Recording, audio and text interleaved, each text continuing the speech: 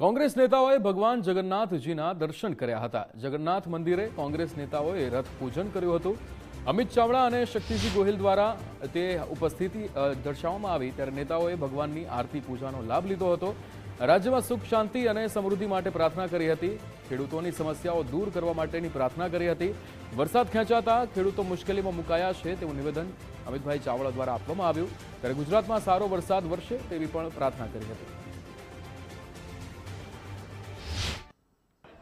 આપણા ધર્મ સંસ્કૃતિની પરંપરા પ્રતીક અને ગૌરવ એવા અમદાવાદ જગન્નાથ મંદિરની 149મી ઐતિહાસિક ને પૌરાણિક રથયાત્રા શરૂ થવા જઈ રહી છે।